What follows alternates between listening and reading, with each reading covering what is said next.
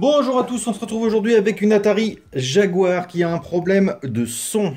Alors, c'est une vidéo que j'avais déjà traitée il y a quelques années maintenant. Si vous vous souvenez, on avait le composant U38 qui avait grillé suite à l'inversion de polarité sur l'alimentation. Et on n'avait plus de son. Et c'était le Reg 1 qui était grillé. Alors là, le propriétaire a commencé à retirer le composant Reg 1. Par contre, on peut voir qu'il y a des gros pâtés un peu partout. Je vous mets quelques photos. Et il va falloir nettoyer tout ça et puis arriver à voir si s'il n'y a pas des faux contacts quelque part. Parce que je me souviens pas que c'était comme ça. En même temps, ça date d'il y a quelques temps. Je fais un gros nettoyage. Je vous laisse apprécier les photos. Et on voit ce que ça donne après.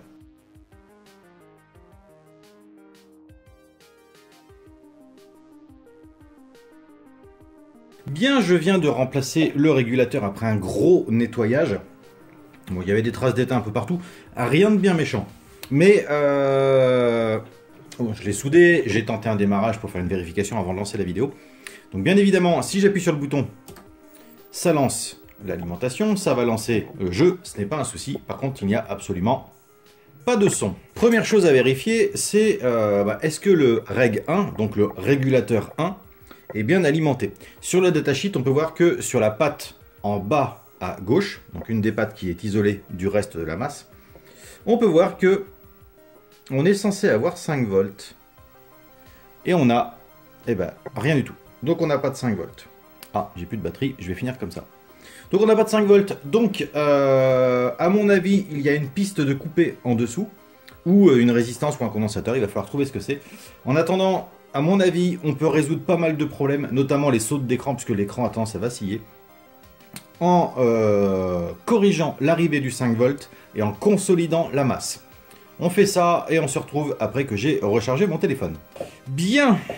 Alors, après avoir récupéré un 5 volts sur un petit condensateur qui est là, précisément L35, donc qui développe 5 volts, je l'ai donc amené ici sur la PCB pour que le 5 volts arrive sur la patte en bas à gauche du régulateur.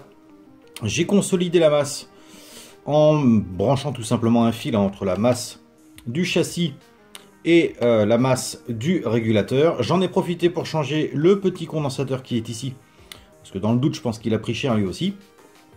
Et donc si je mets en route, la LED s'allume.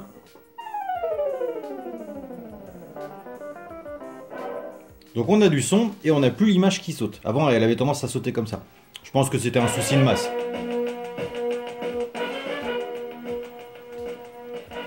Donc voilà, ce problème est résolu.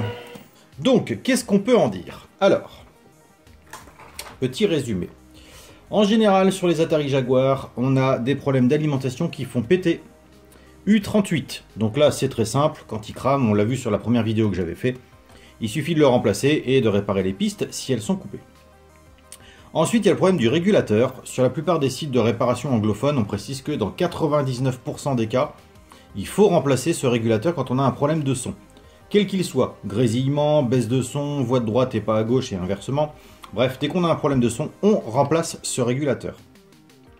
La deuxième panne que je vais rajouter, c'est que le régulateur ne soit pas alimenté en 5 volts. Et là, c'était le cas. Après le remplacement du régulateur, ça ne fonctionnait pas, il y avait toujours 0 volt au niveau de la patte. J'ai donc récupéré un 5 volts, voilà, la réparation la plus simple à faire, et par sécurité consolider la masse, ce qui a corrigé le problème. Donc, eh bien, une petite Atari Jaguar de sauver. Moi, je vais me faire un petit Cybermorph parce que ça fait très longtemps que j'y ai pas joué. Je vous remercie d'avoir regardé cette vidéo et je vous dis à très bientôt. Ciao!